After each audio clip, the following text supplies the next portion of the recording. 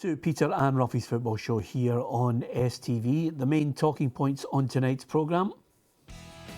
Jonathan Johansson will be the new Rangers number 3 as the Ibrox side keep alive their quest for second. Neil Lennon claims there is an agenda against Hibernian from match officials.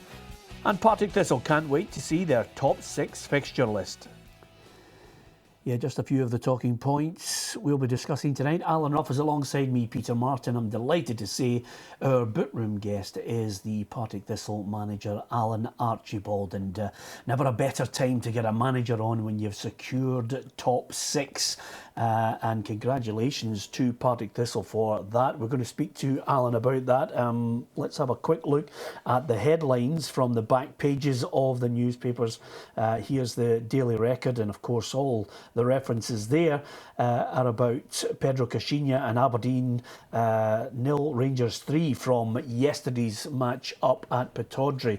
And of course there's the Sun newspaper, Callum McGregor with an eye on getting in the Scotland side.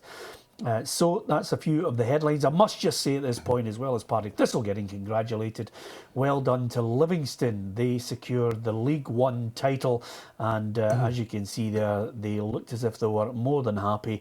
They were actually singing the Venga Boys there, "We're going to Ibiza," so I thought I'd actually dub that out because it was embarrassing, but nevertheless I think they'll still be partying as we speak.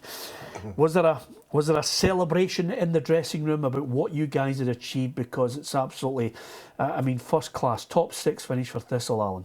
Yeah, there certainly was. The players have worked hard. We're bottom of the league in December and we've managed to turn that around. So no, the players had a bit of celebration after the game, and rightly so. I think we've deserved it. Yeah, what was significant between being bottom of the league in December to now? Did you do something different? Did you need to do something different? Not too much changed. I think we were playing okay first half. We had a bit of consistency in our selection. We got our goalkeeper back 100% fit and playing every week for us.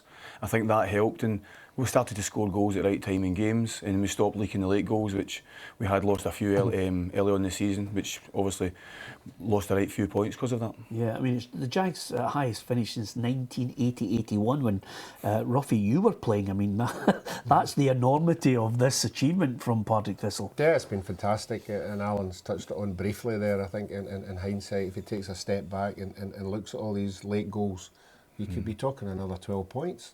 You know, you could be sitting third, fourth in the league. You know, it's been incredible the amount, the wee run that you had of losing these goals. Yeah, no, I think everybody does that. I think every manager looks at 5 or 6 games, maybe they wish they scored then or we lost late goals, but I think we've had a number of avoidable ones as well. And we've looked at several points, even just recently. The Kilmarnock game, we had a mistake late on in that game, and then Inverness game, we were on a good run. Even just they 4 points would have made a massive difference. Would have been secured the top 6 a bit earlier. Yeah, but amazingly, when you look at the stats throughout the season, Alan, I think actually when I was looking, only Motherwell from the bottom 6 clubs have managed to actually defeat you.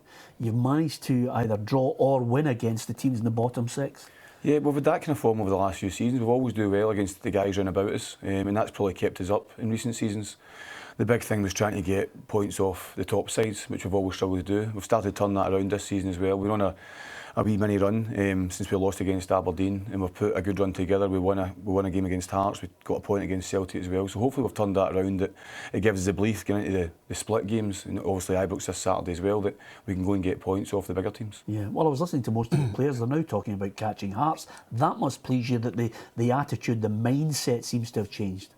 Yeah, I mean, that was the only thing I touched on. We had a meeting this morning. They'll get a bit of time off, obviously, next week, but we want to focus in getting points after the split as well. I know a lot of teams get there and struggle to win another game because it's so difficult with the fixtures, but we've got a wee chance of maybe catching Hearts. Obviously, we need them to drop points, but we know that we've got a wee chance to do it, and that's the focus. Yeah, we can relax and go into the games not looking over our shoulder. So hopefully that will spur us on. Does it make a big difference to you, Alan, budget-wise, for next year being in the top 6? Does it bring extra revenue that you can use? Yeah, it'll bring a bit in. I don't really look at that as the biggest bonus from it. One of the biggest things, I can start looking at contracts and getting players, start signing them, planning pre-season, things like that, stuff that we usually wait to have to do kind of last minute. So that'll make a huge difference. Obviously the status of it as well, I think, can help I'm going to try and sign a player, you can sell it as a top 6 team rather than somebody that maybe finished 11th or 10th. So hopefully that will help. Yeah, I've got to ask you, I mean, managers always say you're only as good as your players. Chris Doolan, I mean, 102 goals, but, you know, I've looked at his stats all the way back to 2011. He's guaranteeing you double figures every season, and this season he's on 13.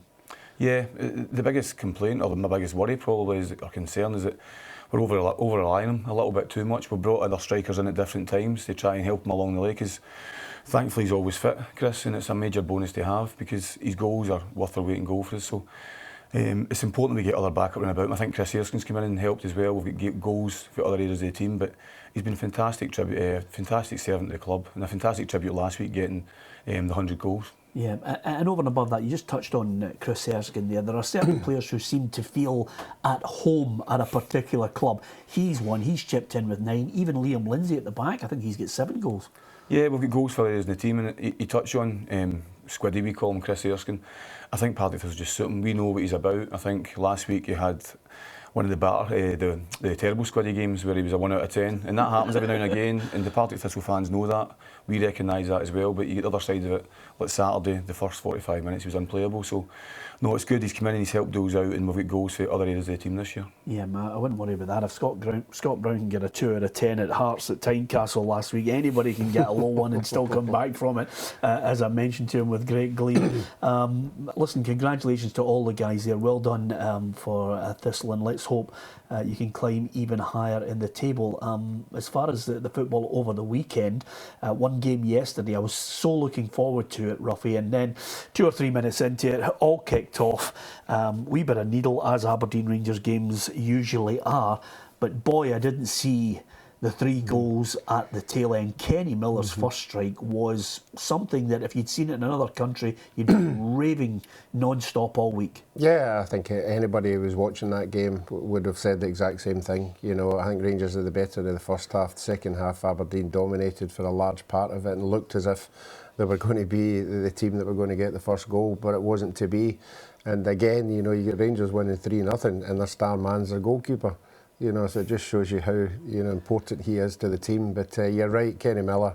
We're all talking about contracts, and I'm sure that will help along the way. Yeah, absolutely. I've never actually read so many journalists actually saying he deserves a contract. The difficulty, though, for Pedro Caixinha, as you well know as a manager, Alan, is Kenny Miller's 37 years of age. You know, Pedro Caixinha might want to come in and, you know, build his own side, a more youthful side, and it's a difficult one when the pressure's being turned up that Kenny Miller should be worthy of a contract. Yeah, it's a very awkward situation for a manager, I think. But Rangers have relied heavily on Kenny. I think he's been their best player. Anytime we've played them, we've been hoping that he's not going to be selected at times because he's been outstanding in every position he's played, whether it be dropping deep for the team, and he's played a real captain role for the squad, and he's a real handful. He probably does deserve another contract, but I'm thankful it's not me making that decision. Yeah, absolutely. Couple of things I want to talk about just before we go to the break. First of all, Joey Garner, I mean, listen, I thought it was embarrassing. I mean, I don't like to see that with players. I think that's one thing that I'd like to see stamped out, his game and others. Yeah, I always worry when players come head to head. You know, as an intent, you know, I have to say that the Aberdeen boy did put his head in there, not to any force whatsoever to have him doing the actions that he did, but putting your head in there puts the referee in a position to make some kind of decision. Yep, and over and above that, Rangers have announced that Jonathan Johansson, I think, is the man, or they're going to confirm it, I think, within the next 24 hours. He's the number 3. I thought they might have given it to Murty, Ruffy, but Johansson gets the nod. Well, he's a young guy. He's been about. He's been at Motherwell coaching. The academy's there. He's obviously fits the bill of what the Rangers manager's looking for, and good luck to him. And Dave King has come out today and mentioned to the Rangers supporters, obviously with season ticket renewals in mind, he's been paying a compliment to Pedro Caixinha off the back of that result, and actually having another dig at Mark Warburton, saying, you know, this manager's looking at points rather than performances.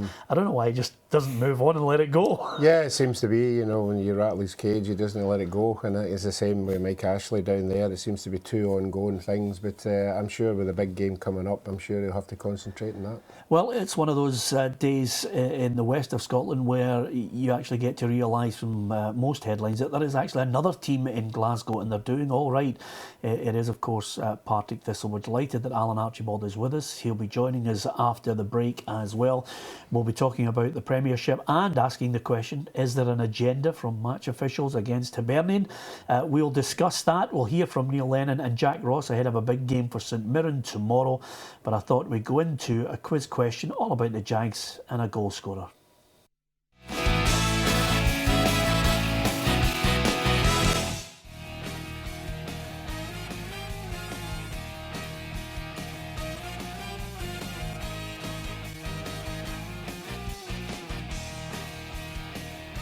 I'm so glad Alan Archibald's here just to keep us right in that question, Ruffy. I think I had it actually wrong by the time I'd looked up all the stats on it. But I'm delighted that on the programme we have the player who made the most appearances ever for Partick Thistle and the player who's made the second most appearances for Partick Thistle. And I don't think, even although you still look fit, Alan, I don't think you're going to catch him. He's a couple of hundred ahead of you.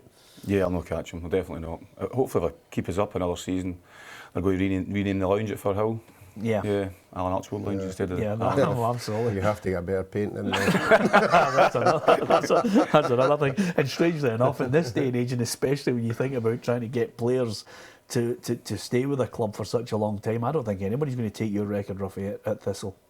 No, I don't think so. You have to be there a while. You know, I was there about 12 years, something like that. It's just, as you said there, it's just not something that players do now, and that's the way it is. You've just got to get on with it. Absolutely, and what a record. 12 years at Thistle, 3 of them he wanted to be there, and the other 9 he just couldn't get that move.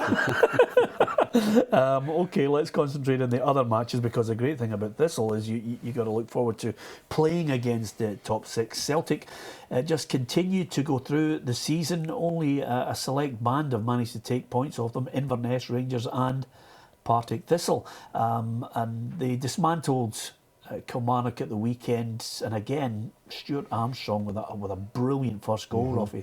Yeah, I think he was fortunate. It was a wee bit of a deflection, but it's still a great strike, and it just shows you the confidence the guy's got now. You know, he wasn't doing that at the beginning of the season, but he's come on leaps and bounds, and he's just a quality player, and when he gets maybe 20-25 yards, he's not frightened to have a goal. Yeah, Alan, what did the other managers make of the arrival of Brendan Rodgers? I mean, there's a wee bit of tongue-in-cheek in him at the weekend there. He's holding up, both hands at 10. He said he was stretching his fingers, but I think the Celtic fans thought he was, just mentioning that he's going for 10 in a row. What's the angle from you guys in his introduction into Scottish football?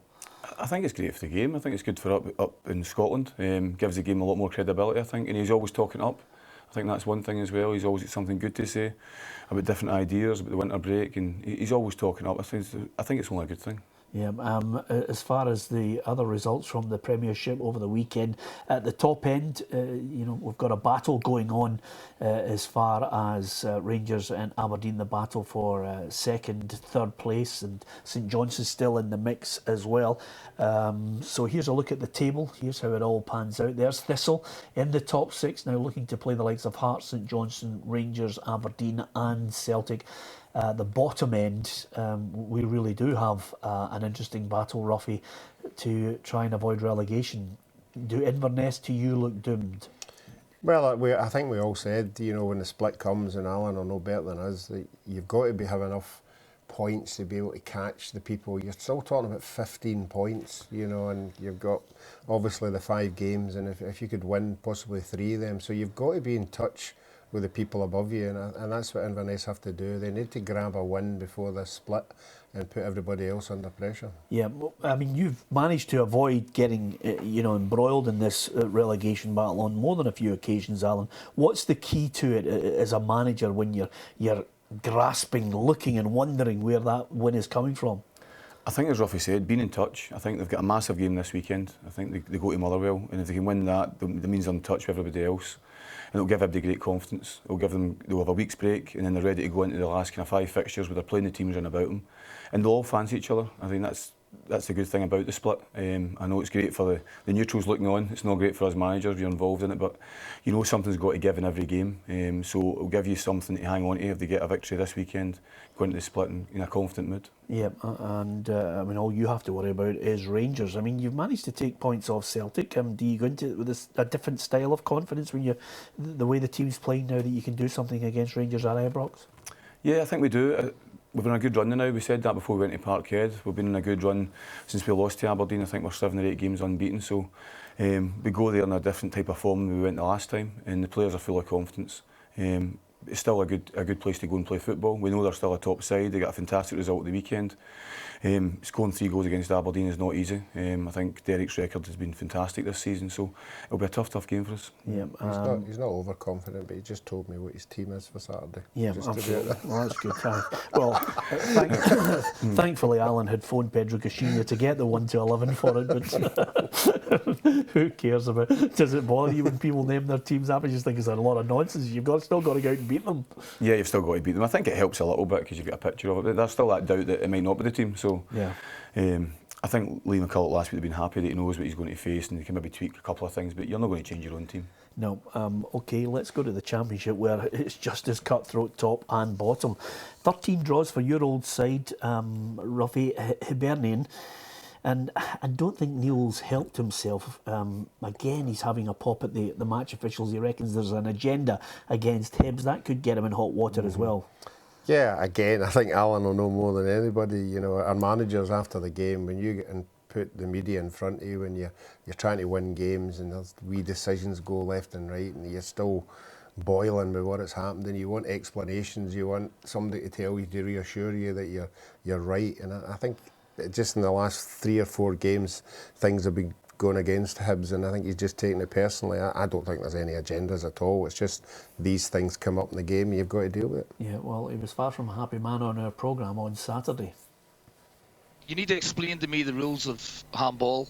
We had a penalty given against us last week, and then today, you know, the young lad Russell has put 2 hands to the ball to stop a shot from Martin Boyle, and it's everyone in the main stand can see it. You know it's a penalty when the crowd go quiet, and my players and my staff and myself are just bewildered by, you know, the referee's not giving a penalty. I wasn't happy with the ref's performance. I know it sounds like me moaning again, but I think he was very pro-Morton today in a lot of decisions, but the big one he's got wrong for us. No qualms about the penalty that Morton got. This rash from Darren, who's had an outstanding season. And even after that, we've missed good chances, which has been the story of our season, really. But we're not getting much help from the officials. Like, you know, we've touched on this week, 5 red cards we've had this season, 3 rescinded. I mean, is that a record or something? I don't know. And again, I think the referees made a big call against us, really big call against us. Well, he's not happy. He thought the referee was pro-Morton. Really now, they're actually just crawling over the line, Ruffy, to this title. Yeah, you're very fortunate that the 3 teams underneath them are in the same vein of form. They can't buy 3 points either, and that's what's going to take them over the line. But it's over the whole year. It's not just now, you know, and when they go over the line, the celebrations will be there for everybody. Yep, at the bottom end, Alan, Jack Ross has transformed St Mirren. Now they are within touching distance of everything is in their own hands, really. Yeah, Jack's done remarkably well. I think the big thing was his recruitment. He recruited really well in January. I think they sold one of the boys to Derby and they've reinvested the money in the squad, and they've got a really good squad actually. 1 or 2 players that I was looking at, Jack's picked up, so no, full credit to him, and I think they will go and stay up now. Yeah, Morton against St Mirren. I actually watched the encounter between the 2 sides earlier in the season. Morton played St Mirren off the park, won it comfortably, but this time around, as Jack Ross mentioned, it's a different St Mirren side. Another hugely difficult game because a team that has deserved all the plaudits they've received this season. Morton, they are again in the league where they deserve to be for how they've performed over the season. I think we go there as a very different team that went to Caplo. Seems a long time ago now. We're obviously starting to get stretched a little bit with injuries and suspensions, but it'll be a different game than today for us, as will the next few games. You know, we'll play where teams probably come out against us a bit more, and I think that'll suit us. But we have had a lot of big games over the last 3 months, and it's another huge one for us again on Tuesday, but with massive reward for us if we go and win the game. If they can get the win, Ruffy, I think St Mirren could actually be completely out of playoff place as well if they can finish this season the way they're playing at the moment. Yeah, well, obviously they've got to get the 3 points. You know, I think he'd be disappointed with dropping 2 points at the weekend. I thought he would have thought that in light of winning 6-2 the other week there. They thought they might have taken 3 points against Dumbarton, but it'll be a difficult game. It's a derby game.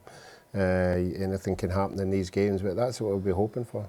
Yeah, here's the table in the Championship. Ayr United, St Mirren neck and neck. St Mirren off the foot of the table, and even Wraith Rovers, Ruffy, in the mix as well. Yeah, I think they all thought bringing Yogi in might have had the experience, you know, so just to dig them out some points, but they're on free fall as well, and it's going to be really tight down there. Yep. Okay. That's just about it from our programme. Who knows? Best wishes to Partick Thistle. It could be 5th. I mean, it's the best finish since 1980-81 for the Jags, and we wish you the very best of luck for the rest of the season and with all the guys as well. Thanks to Alan Archibald for coming in to the studio to talk all things Jags. Great season for them, and lots more ahead before the end of the season too. Join us on the programme tomorrow. Ruffy and me will be back here again with another special boot room guest. But from Alan Ruff, from Peter Martin, and from a very happy Partick Thistle manager Alan Archibald, good night.